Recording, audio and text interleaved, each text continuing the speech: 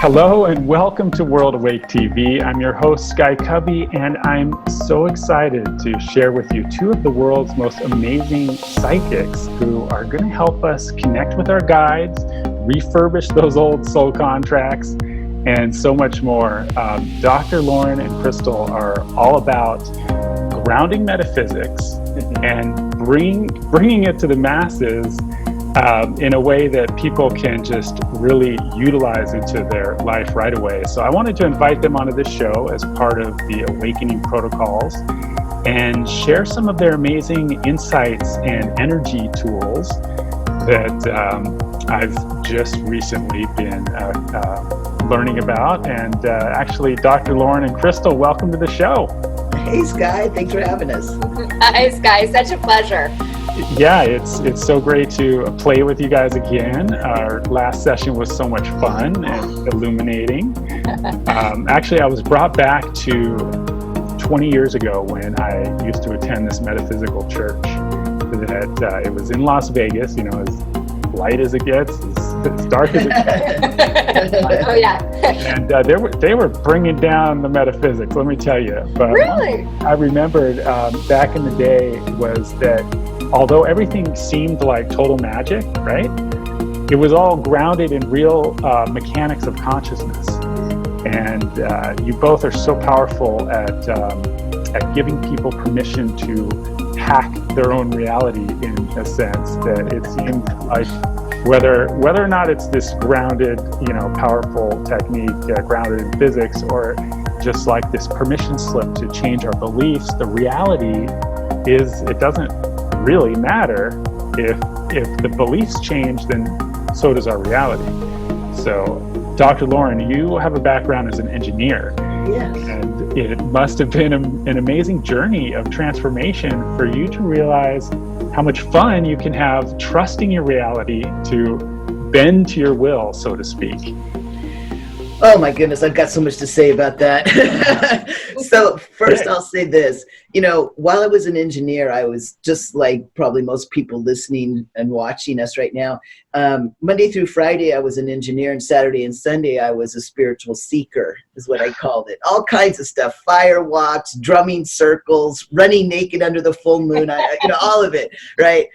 And I got really frustrated because the things that I was searching, or I guess the things I was finding in my search, didn't ground those ideas or techniques into reality.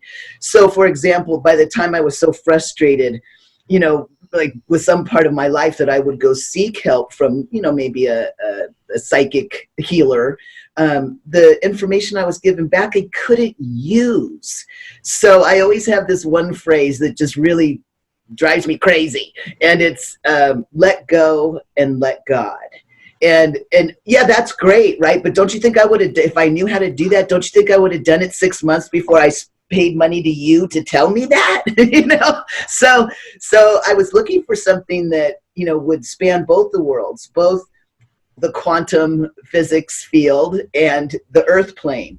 So I was lucky to have stumbled onto it about 13 years ago. So back to the example of let go and let God, you know, if you want to let go of something, you create a grounding cord and you release it. And if you want God to come into your space, probably pretty easy to ask for a golden cord to be plugged down onto the top of your head and let the Supreme Being flood you with its energy. So there's the metaphysical way to do the abstract of let go and let God. So that's what interested me so much in this technique. Right, because so many people hear that and they're like, well, what is that? How does that serve me? What does that do for me? And that's what I love about you guys. You ground the metaphysics and you're bringing it to the masses. So, you know, I love your dance with duality in the magic of metaphysics, because it's really about being in the center and having the awareness of both realms. So, Crystal, are you two twin souls, or are you just like part of the same soul group? How did you guys meet each other, and how did you discover this unique connection that you have? Oh, I'm so glad you asked because our friendship is definitely multidimensional, right? So, yeah, what we have discovered between Lauren and I, well, I'll just sort of tell you how we met and then how our relationship evolved and how we discovered that we were like, oh my gosh, we are absolutely twin flames living this parallel life just in different bodies and essentially the same outline of life, but just different experiences, right? So, and it's really because we're so interwoven, essentially. And that's just a beautiful thing about this digital age these days too, is that you're able to connect with, people all over the world. Like we're connecting with you and Lauren, in places that normally you would only visit in your local community, right? And so we're really outreaching. You're able to find your twin souls, across the globe, or a few counties over or whatnot. So when Lauren and I connected, of course, I sought him out as a metaphysical teacher and a clairvoyant by all means, and I was so attracted to his information. He was the first one that really spoke to me about having sort of bringing those tools like he was just talking about, right? Sort of taking his engineer mind, right, and marrying it with metaphysics. And I was like, oh my gosh, this is finally something that I can use. So essentially what he was talking about, how he discovered it, that's how I was attracted to him. So then, of course, I started taking his classes, and we just really enjoyed each other so much. And I was learning so much and expanding on such a huge level at a rapid pace. Then once I took, a year and a half's worth of classes essentially. And then after that, I ended up assisting him in his classes because we were having so much fun playing together. So I assisted him for over a year. And then once that was done, we were like, oh my gosh, what do we have left?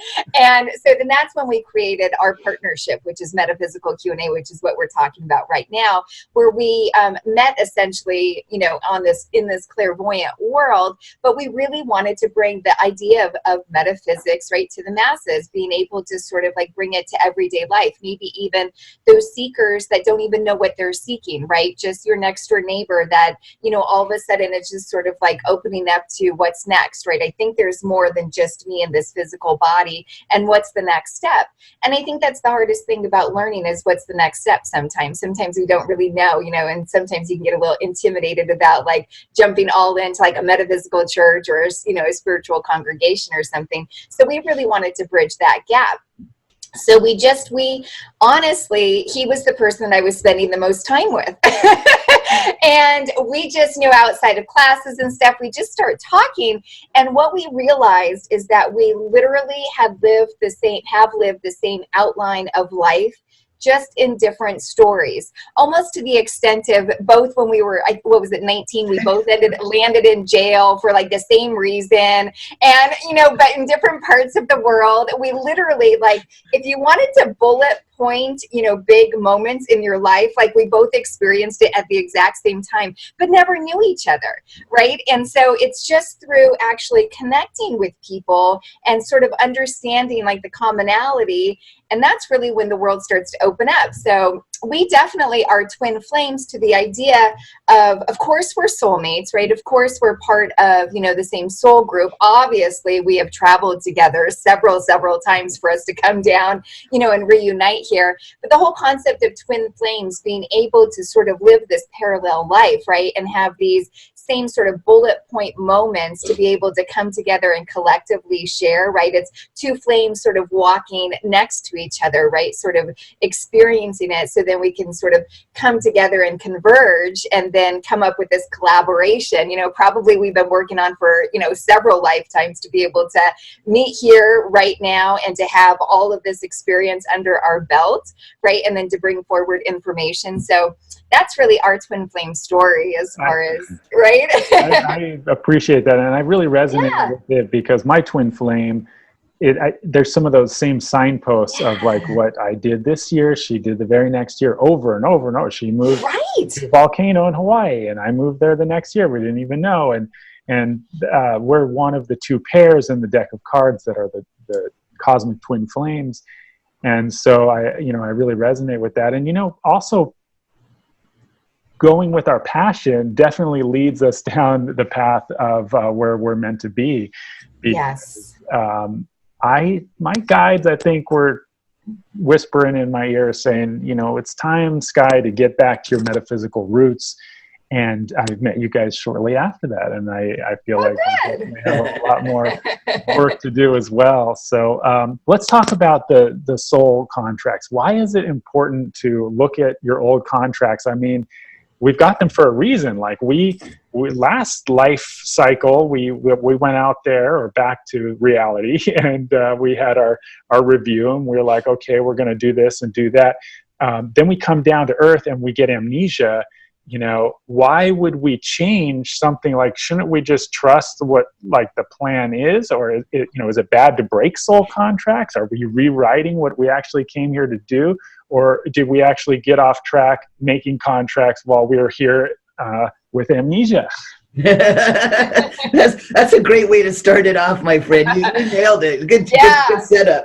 Well, you even mentioned it. I was giggling when you were talking about some of the work that Crystal and I do, try to get you into both worlds. Like the way I talk to my clairvoyance students is you have a foot on the astral and you have a foot on the earth plane, and you're aware of both. You can shift your awareness to both.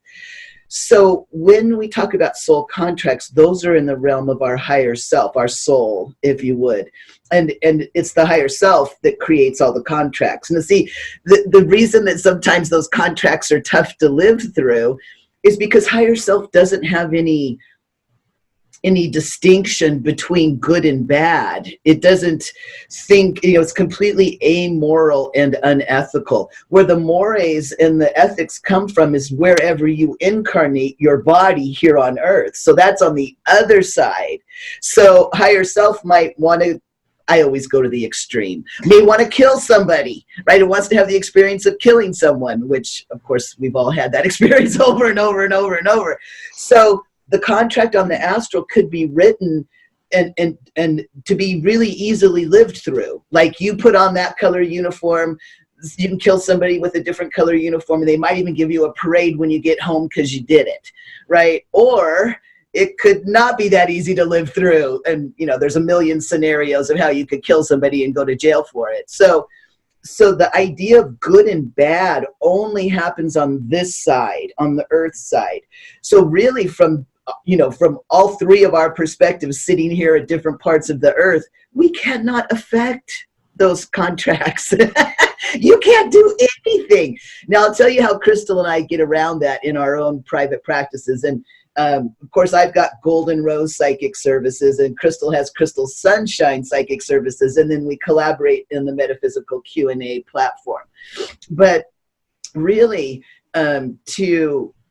the way we try to get around that when we're reading somebody and we see that, you got a contract to do something you probably ain't going to want to do because of the way you were programmed on earth, we send our healing masters. We both have, spirit guide healers that do all the heavy lifting when we read.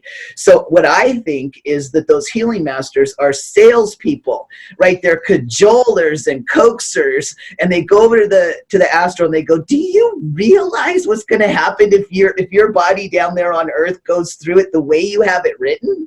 So wake up and make the changes. So Crystal and I as clairvoyants can see if the changes took. But we can't make your higher self do anything, and neither can you. But a big part of our work is to kind of loosen up your energy field here on the earth plane so you can be a little bit more agile and kind of dance through those contracts with grace and ease. And that's the whole reason we created Metaphysical Q&A. But yes, your higher self does change those contracts on the fly.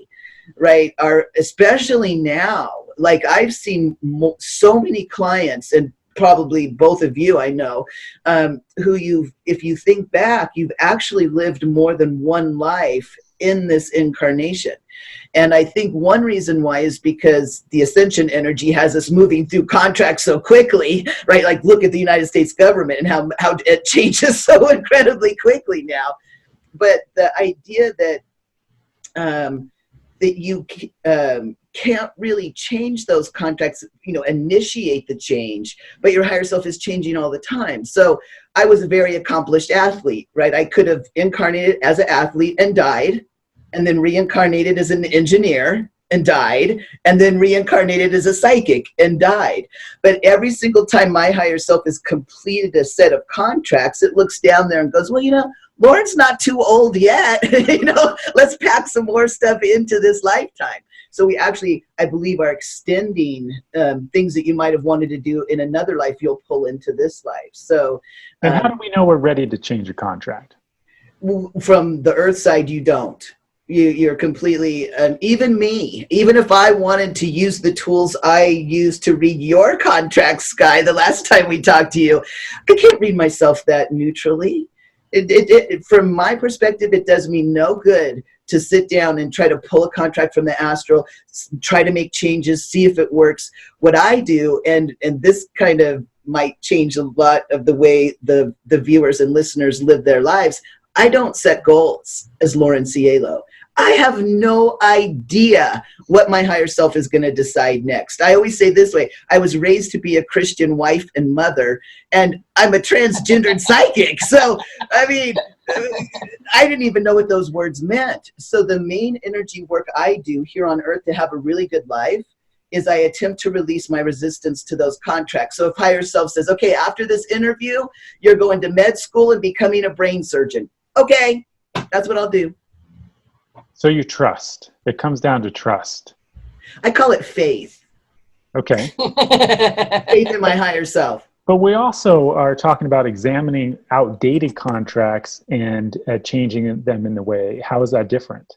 Yeah, well, that's where karma comes in. And in this teaching, karma doesn't mean, somebody does something bad to you, so somebody's going to do something bad to them. That it's all contracts. Everything's contracts, and very easily to understand. So the contracts that you don't complete in a lifetime, your higher self can cancel them if it wants to. So, I don't want to do that. I'll change my mind. When I reincarnate, I'm not going to do that. I don't find that beneficial. But some of them it does. And so it doesn't fulfill the contract and it doesn't cancel the contract. So when it's getting ready to incarnate again, it will pull those contracts and the signers of those contracts right back onto the earth plane to live them out in some way. So we think of karma as just unfulfilled contracts. Now, now that's a metaphysical concept. So let me give you an earth example. So Sky, let's say that you and I were getting ready to incarnate. And we look down there on earth and the place where we're both going has a kindergarten. So we both know that one of those contracts we're going to have to sign is for a kindergarten teacher. So you start looking around and go, okay, who's going to be my kindergarten teacher? Right? And you start looking over at me and I'm like, oh, no. I know that we've got this contract from another life that says I was supposed to be your teacher, but I want to be a healer this time. I don't want to be a teacher. And you're like, but come on. Your higher self says, but come on, man. It'll be fun. You'll sign okay, I'll sign the contract. And maybe I'll even incarnate myself into a family of teachers. So there's no way I'm going to escape the being a teacher contract. So I go to college. I incarnate, I don't know, at least 16 years before you. So I'm old enough to be your kindergarten teacher. And here I come, right? I go to school, I get my credential, and here you come, right? You come waddling up to my class. We complete the year, and you graduate. And then all of a sudden here on earth, I'm like, I don't want to teach. I'm going back to med school. Gotta call mom and dad and tell them. So that a life or that experience in life that you might have, that's the completion of karma. I was only going to be a teacher for you, Sky. I did it, and now I'm done. So that might, so and to answer any questions about bad contracts, a higher self never shoots itself in the foot. It wants to have an experience, and it contracts in other higher selves to play the role in that drama, right? So from its perspective, none are bad. From our perspective, living through them, some of them really suck. So we don't really want to change the contracts that are waiting for us from our higher self. We give almost too much power to have things happen to us, waiting for things to happen to us from the spiritual realm and from our guides to do it. But really, we don't realize how in charge we really are. What you're talking about is that we can definitely change the contracts, these kind of 3D from a 3D realm. But Crystal, what would you have to say to that? Oh, yeah. Well, it goes right into contracts, right? As far as, we all were born into this 3D world, right? And we're all part of this ascension that we're hopefully, really trying to make our way over to 5D. And of course, being that everything's contract based, well, the first thing, as far as like working into the idea of, are we ascending? Are we not? That sort of a thing, definitely look into a contract, right? Like, do you have a contract to be here for the ascension and to really like move forward into and, beyond the 3D? And of course, if you've got that contract, then yeah, you're well on your way, just follow that path, right? And I think what you were talking about, like, yeah, it's trust, right? Sort of like trusting in that concept, right? And Lauren calls it faith. And, I call it that gut instinct, right? It's really about like tuning in. I'm very clairsentient. So it's really about like tuning into like sort of that ease feeling, right? Sort of like, oh, okay, like I can kind of work through it that way. I sort of can kind of understand it. So that's how I kind of work through it in that. And then as far as like, the power of our guides and like what we offer them, the way that I see it, and of course in my clairvoyance space and how I work with my clients and students, of course, Lauren and I call it the Supreme Being, but really it's just a universal name as far as like source or the universe or God, goddess, whatever you want to call it, right? Like that's sort of like the one, right? And then here we are with our higher self, right? Like we're up here, right? We came in and we decided to take this earth plane body. That's the real job, taking an earth plane body. And then once, like going to the example of how Lauren was talking about, you and Lauren are up there signing contracts to see, what you're going to play out down here. Well, you decide on this body, right? But you're also deciding on spirit guides, who your spiritual support team is going to be, right? We're never, ever alone. But the real, true, tough job is incarnating into a physical body, right? The easy path, like the path of least resistance, is to just stay out on the astral, right? Just stay out there. And like, that would be an easy way to just be like, yeah, man, I'm not taking a body. I'm taking a break, man. I am taking a vacation. I'll just guide you, Sky, from up here today. So I hope you get my messages from the beach, We got to give ourselves a little more credit. Lauren, can you share that story that you had about when you were kind of beating yourself up and realized that, it kind of goes in alignment with what I was saying about battling it out here in the 3D? Yeah, like most wounded healers, up until this point, I've carried a lot of guilt and shame. Probably just the guilt and shame of leaving the astral plane starts it off. But so I was, a lot of times my main guide, Anka Yaya, kind of a funny name, he comes into my stream of consciousness when I'm doing something idle. So I was making my bed. And I was beating myself up in my stream of consciousness, and gosh dang it, why you keep doing this, or why can't you start doing this? Come on. And all of a sudden, in the break of my stream of consciousness, I heard, "Why are you doing that?" And it was on Kiaya, and I said, well, for heaven's sakes, I'm supposed to be Dr. Lauren Cielo. I'm supposed to be doing better at this incarnating thing. And he said, why do you think that you're the one in body and that I'm your guide? Have you ever wondered that? And quite honestly, I hadn't. I just took it as, that's the arrangement. Okay, you're the wise one, I'm the crazy one, and you're supposed to help me, Ankiaya, right?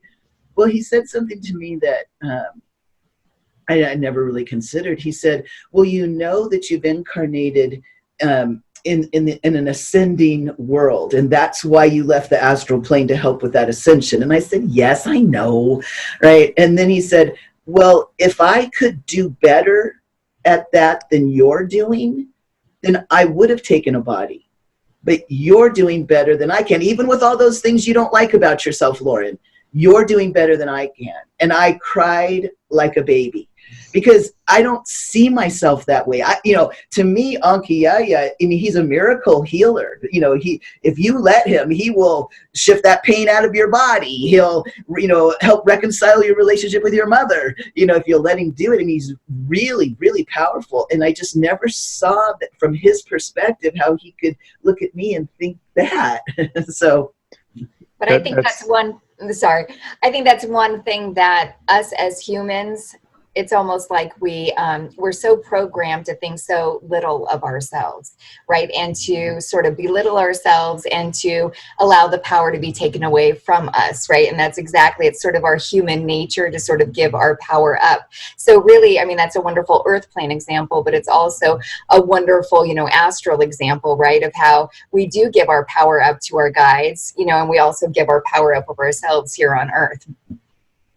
Well, that just takes me back to the power that we hold, and I still want to clarify it for our viewers that when it comes to rewriting soul contracts, I hear you. In one sense, Lauren, you're saying, our soul contracts that our higher self, they are unchangeable. But then I also know that you guys are all about rewriting your soul contracts. So can you give an example again of how we can choose a different path and actually rewrite our soul contracts? Because I know that when I re-examine my contracts, I actually see like the contract coming down. I feel like what it is that I want to change, and I navigate a different path, it seems like, right after I sign that contract. So yeah. Good for you. Yeah, so again, all of the revisions would be, you would be watching to see if they could happen. I'll give you a good example. I had a client who committed a crime, and she was going to get caught, but it was pretty obvious, they got her. So I looked at the contract. I'm like, why would your higher self create this, this experience? And all written across the contract was responsibility, responsibility, responsibility. So I instantly knew that the experience that the higher self wanted was to learn responsibility. So it had written this contract. And so I asked the higher self, I said, well, what if we change it? What if you still learn responsibility, but you learn it in a different way, a way that won't incarcerate your body on earth? And so Ankiyaya went over there and made some changes, and I used our little energy tools to see if the changes stuck, right? And it did. And no longer did it say that she would go to jail. 2 months later, she was pregnant. And she's going to have responsibility for 18 years. Oh, yeah. yeah. Sky knows this one. And I think to counteract that, it's essentially going back to how we were talking about twin flames, right? How you and yours, and of course, Lauren and myself, how we have these sort of fundamental points, right? These sort of, these outlines of these like pretty in bold writing, right? These points that we really do want to experience. But there's so many ways we could take that journey. And I think that's the concept of soul contracts, right? Like we really want to experience sort of this outline and have these experiences. And it's really what we can change is how we learn that. Right. So essentially Lauren's story, right? You're going to learn responsibility, but let's sort of take, the feather, not really the feather, by getting pregnant and learning responsibility, or, being incarcerated and learning responsibility. So I think that's where you can see where the revisions happen, right? Your higher self is still going to learn that responsibility, but it's really the path that can sort of be coerced, right, into different ways. And so we always say, well, what we want to do is sort of, coerce everyone's higher self to carry the feather, right? Instead of carrying the brick. So you can really move your life and still experience what you came here to experience, but sort of make it, hopefully convince your higher self to, choose a lighter way to experience that. And what I'd like to say about that is, I think that you deciding, how many people out there that are listening and watching to this, how many people at some point in their life have waited too long to do something, and the universe slapped you right across the face, right? That's what we're talking about. I know, right? That's what we're talking about, is like moving away from growth through conflict, moving towards growth through curiosity. Yes. It's like, wouldn't it be great to just wonder what it would be like? Yeah. Instead of waiting until I've had every sign, my higher self has done it over and over and over, and I'm still not catching on, and then I get hit with the brick. They're either going to follow the inspiration or, get hit by the brick. So I love that. It's like our passion does lead us to where we're supposed to be. And oh, absolutely. I know you guys help people so much with reading those contracts, connecting to their guides. And you can do that, and you're very good at that, but you're also really good at helping people, learn to do that as well. So I wanted to do some attunements with people and drop into some of that we were talking about, covering more of the awakening protocol type stuff. In fact, what I was thinking of starting at, I'll share my screen here. I just did this Pineal awakening protocol and that I thought maybe it would be good to start with some of that and go into, was there a pineal attunement, I think, that you we'll play with that. were talking about possibly doing? Yeah. You do that? And I love this. And this is what we do, right? That's our goal, is really teaching people tools to self-heal themselves, right? To really be able to do all of this on their own. Like we would love the world to do this. So I think Lauren's going to take that one, the attunement. Yeah. So this is what Crystal and I realized, is that our separate businesses, we do two things. We read people and we teach people how to read.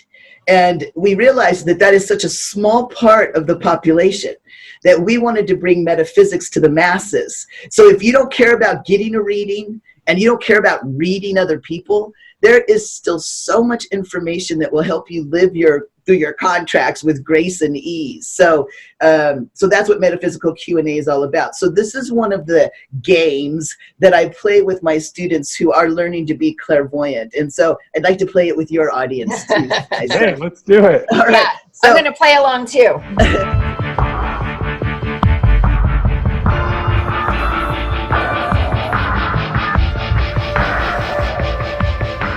So all you have to do is close your eyes and take a deep cleansing breath.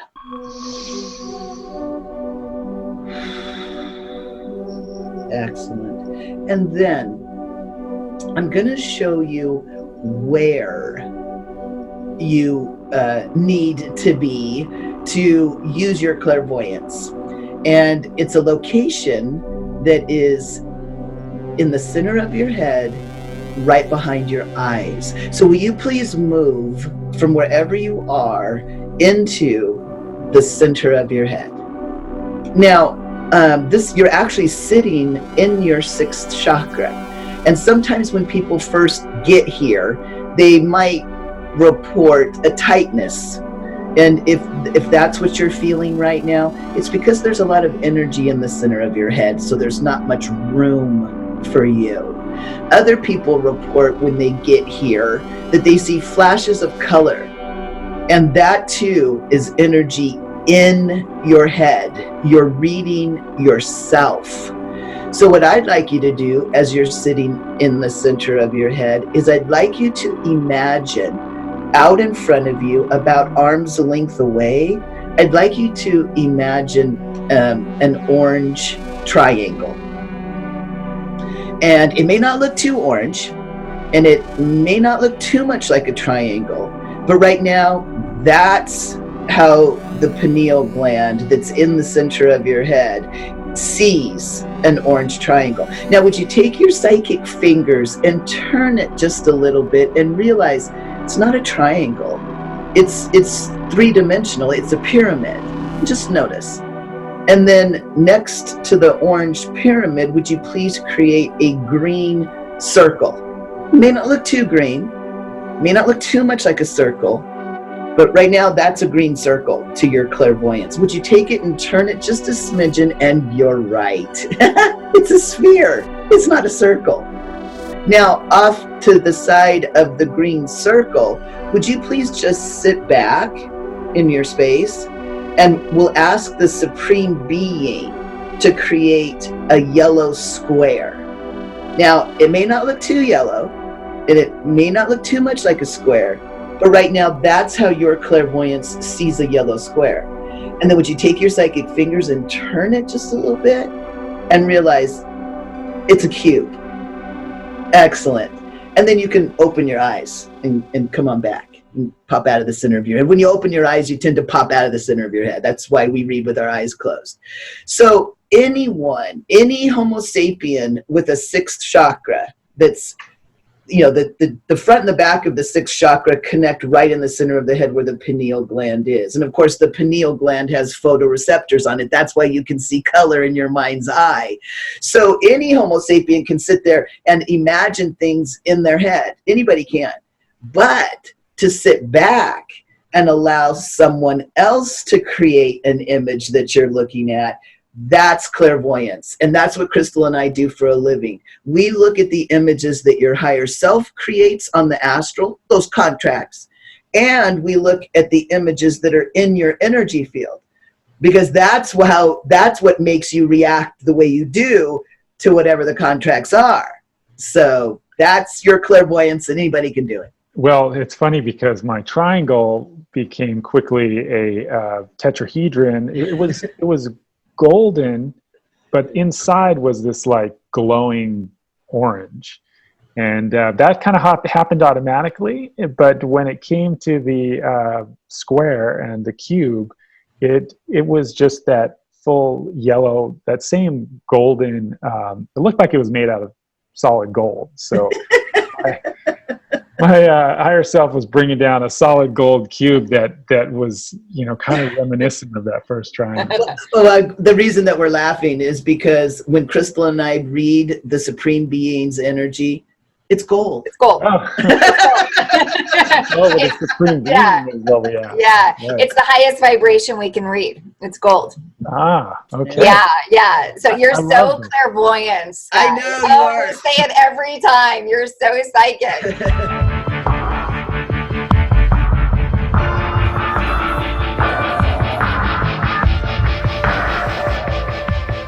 I love the psychic games, and I play with my daughter a lot. She's really good, especially at me sending images to her. She'll be like, you know, green square, you know, she's just like, you know, and it's like every single time. So, you know, these gifts are inherent. They're birthrights, I feel, for everyone. Birthright. And it's what I always, you know, what we always wanted to be taught in high school, that never was happening. And I always dreamed at 15 years old, reading Jonathan Livingston Seagull and, you know, the Peaceful Warrior. Like someday I'll be at a place where I can get all these people together and we'll all learn it. I didn't know it would be like, you know, globally through a TV channel, but here we are. And so since we're, you know, semi in this space, can we do another exercise? Yeah, I'm ready. Maybe, you know, I can leave it up to you, or offer connecting with our guides, or what do you think? Okay, yeah, I love it. Okay, now may I take it a step further, Sky? Yes. Okay, because that's what we like to do here. Okay, how about we introduce your audience to their Akashic Record Keeper? I love it. And can I give a little description of everyone's Akashic Record Keeper?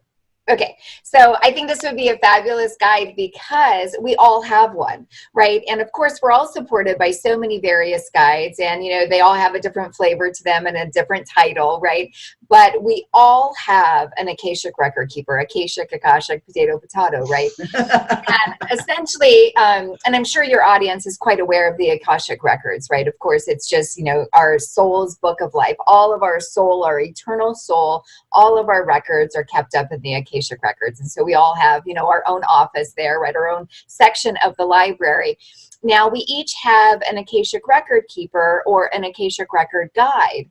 And essentially what they do is they interact with us, right? They're the ones that sort of the keeper of our records, right? Sort of like a data entry clerk, if you will, right? They're constantly moving information in and out of our energy field. So what they do is, you know, we're made up of two things, just energy and information. That's it. And so our Akashic Record Keepers, what they do is anything we're done with, which would mean here on Earth, that would mean we're sort of, it's not beneficial anymore. We're sort of done reading that energy. We're sort of done looking at that information. So what they do is they come out and they remove that from our space. file it away into our little library, right? And then they'll install us with new information, new beneficial information. And when I say new, it could be from our first lifetime, right? I mean, or it could be, you know, just something up there that they think, you know, never even belonged to us before, but now we're ready for, like, I read it as sort of like USB ports, right? We're sort of being downloaded with these USB ports. So they're constantly moving in and out.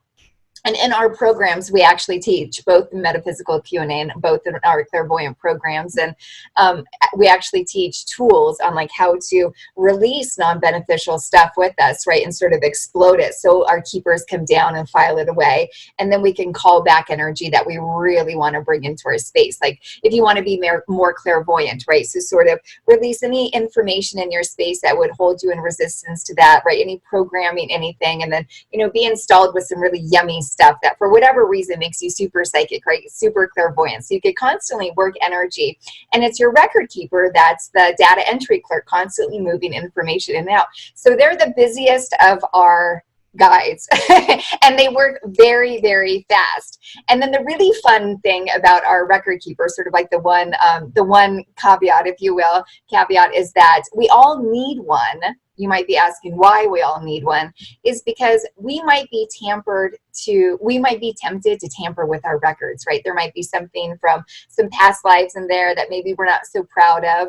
And so we might want to go in there and, you know, erase that, right? When no one's looking, sort of erase that from our files, right? Get it out of there. So they sort of act as a guard almost, if you will, right? So we don't have direct access, right? Of course, they're there to show us anything we want to read, right? But they sort of are that middle person. So we all have one. And I think it would be really fun for your audience to meet theirs. Great, let's do it. Okay, so we're going to follow along the same technique as essentially that Lauren guided us in. So would you please go ahead, and if you're sitting down, hopefully you are, you could go ahead and place your feet flat on the floor. I like to have our palms facing up, sort of in a receiving position. Go ahead and close your eyes and take a deep, cleansing breath.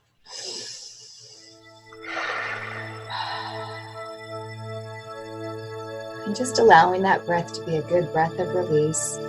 And then wherever you may be, maybe you trailed off and lost our voices, would you come back to the center of your head, how Lauren guided you just a few minutes ago? So go ahead and find that really sweet position right behind your eyes. I like to call it the master control position of our mind, body, and spirit. I like to have a throne in mind, so maybe decorate a throne in there. And if you have a hard time staying in the center of your head, you could always seatbelt yourself in. But it just allows you to be in present time and really in control of your mind, body, and spirit. Excellent. So once here, I'd like for you to sort of notice what you're sitting on, right? So if you could bring your awareness to where maybe your little bum's sitting on, you know, the chair that you're at, just sort of notice that.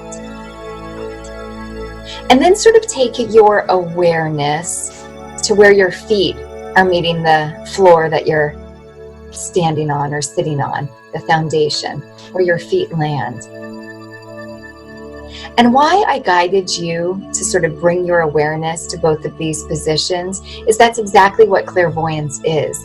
It's about bringing your awareness to that particular spot. Now, a lot of people think that Lauren and I are to be psychic. You see everything all at once, right? You're just like being shown this beautiful movie, this beautiful screen, and you're just reading the information like you're watching a movie. But that's not it. It's really about bringing your awareness. You've been sitting down the whole time, right? But you didn't really bring your awareness like, oh, how does that feel like when I'm sitting? Or what are my feet doing down there? Until you really bring your awareness to them. And that's all that it is just being aware. So I want you to become aware about 5 feet in front of you and not being too fussy about the dimensions or anything like that, just sort of going with it. I'd like for you, with your clairvoyant eye, of course, using your beautiful clear pineal gland now, I'd like for you to create either a platform or a bench. I like to call them being benches.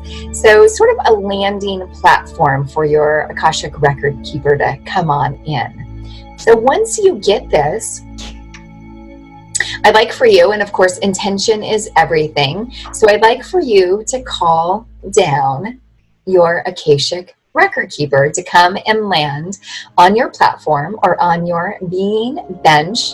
Have them sort of stop filing things away up in the Akashic records and have them come on into your space. And you should sense something with that. Now, and when I talk about bringing your awareness, maybe you got a little bit of an angel bump, right? Maybe the hair on your arm sort of stood up a little. Maybe you knew that they were there. Maybe you saw them there. Maybe you just sort of felt that they were there. Maybe you heard that you were there. And it's a tiny little subtlety.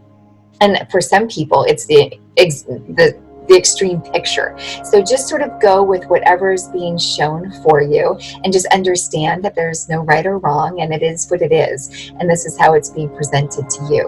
So once you sense or know or see that your Akashic Record Keeper is up on this being bench, I'd like for you to take your clairvoyant eye. So of course your third eye right there, it's your sixth chakra.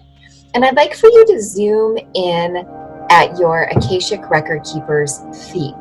Would you go ahead and notice their toes? Maybe if there's any nail polish or anything special about their toes. And we're just going to slowly bring our clairvoyant awareness up so you can see all parts of your Akashic Record Keeper, sort of moving now to the feet, seeing if there's any shoes or sandals or if they're barefoot.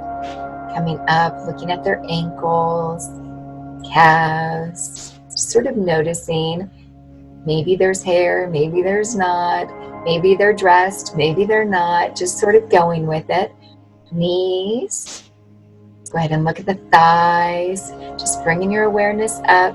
Coming to the waist area.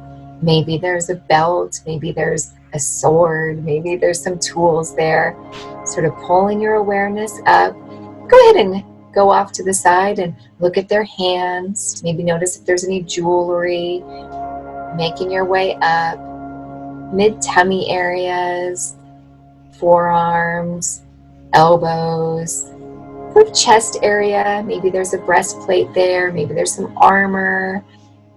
Akashic Record Keepers tend to be the sassiest of all, almost sort of like cartoon characters. Mine is Annabelle, and she's super sassy. And then just sort of make your way up, shoulder area, neck, maybe noticing if there's any jewelry or necklaces here. Sometimes they like to have extreme feathers, and they tend to really be outlandish sometimes. Moving up to the chin, get a good look at the mouth. Maybe they're smiling, maybe they're not. Ears, nose, eyes, forehead, hair. And maybe they're wearing a hat or a beautiful headdress or something about them. And then would you go ahead and just ask them to sort of do a 360 in front of you. Go ahead and just take your psychic finger and just sort of have them turn in front of you, if you will. Sort of if they're on like a rotating floor, just have them turn around. Just get a good look at them. Good. And have them stop right in front of you again, head on. And would you notice, of course it's always been there, but now we're just pulling your awareness. Would you notice that your Akashic Record Keeper is handing you a golden envelope? Would you go ahead and take this golden envelope in and open it up? And what you're going to find is their name. So would you take that piece of paper out and would you see what name they designed for you to call them? Of course, understanding that their valence is for us, their name is for us. You know, in spirit world, they don't really care, but it's all for us. So this is for you. And oftentimes it's a name that you've seen repeatedly. And of course, you didn't know why you've been seeing it repeatedly until just now. Excellent. And then would you go ahead and give your Akashic Record Keeper a task for today? Whatever that is, maybe it's a soul contract. We've been talking about soul contracts. Maybe it's a soul contract you want to be revised, carrying that feather versus the brick. And remember that you're the boss. No task is too big or too small. You're the boss. You took this body. They're here to support every endeavor. And there's no good or bad, just experiences.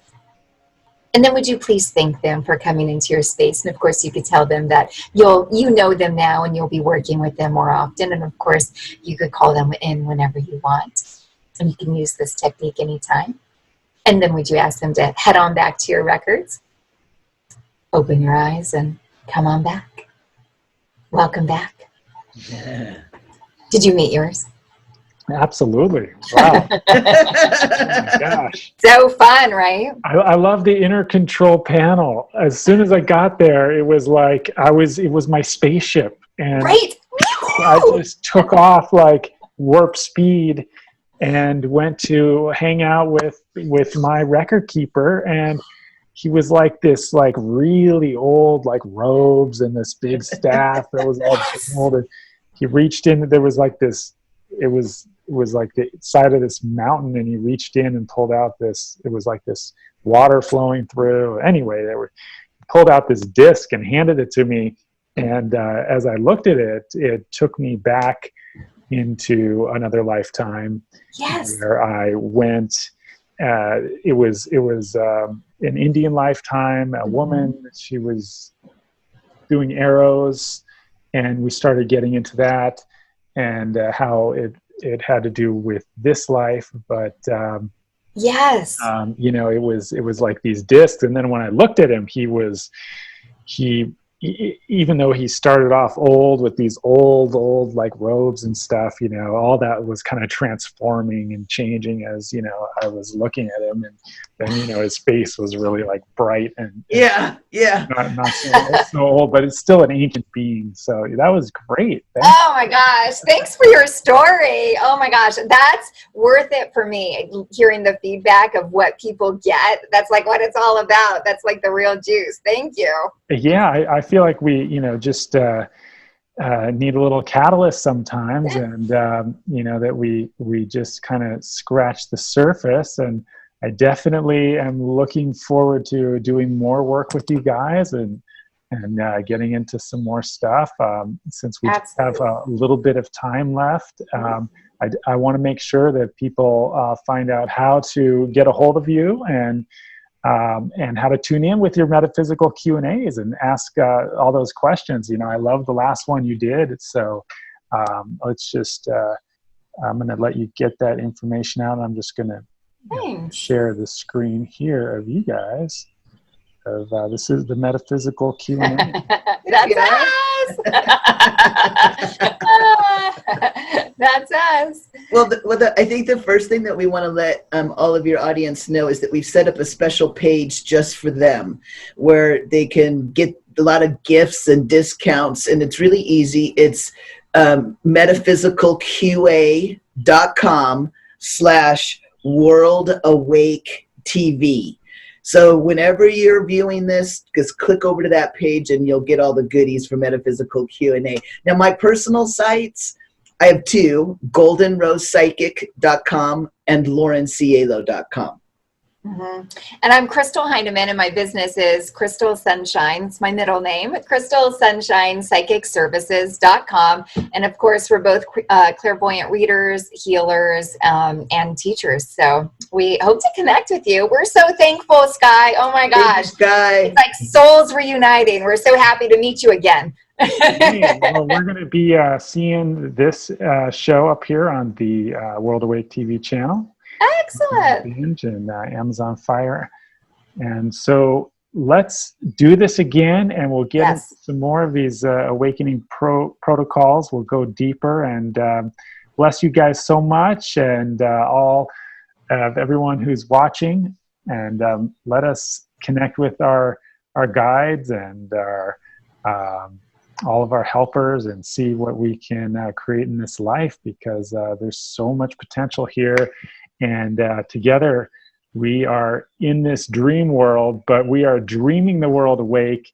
Have a beautiful day, and we'll catch you next time. Thank you, everyone.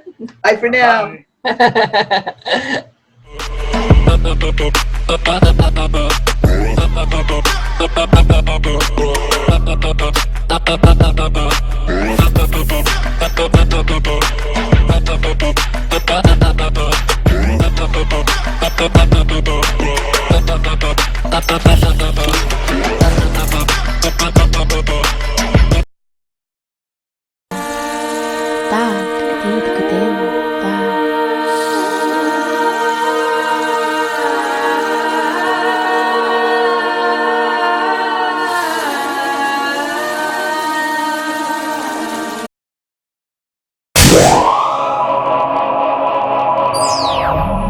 Who doesn't want to, right? I gotta tell you guys. So my record keeper is Anastasia, and I've been working with her for so long that I hardly ever even look at her. You know, I mean, I know what she looks like, but I hardly ever really take the time to go, oh, Anastasia, right? Oh my God, she created herself. I think I'm gonna have to start dating because she created herself just like, oh my God, just the way I like it. I was like, you got a little hot. Yeah. Woo. I felt some heat over there. I was like, damn, girl. Yeah, that last one was so good. I think people are really going to want to meet their. I mean, you guys have been doing this for long enough. I mean, who doesn't want to, right? I gotta tell you guys. So my record keeper is Anastasia, and I've been working with her for so long that I hardly ever even look at her. You know, I mean, I know what she looks like, but I hardly ever really take the time to go, oh, Anastasia, right? Oh my God, she created herself. I think I'm gonna have to start dating because she created herself just like, oh my God, just the way I like it. I was like, you got a little hot. Yeah. Woo. I felt some heat over there.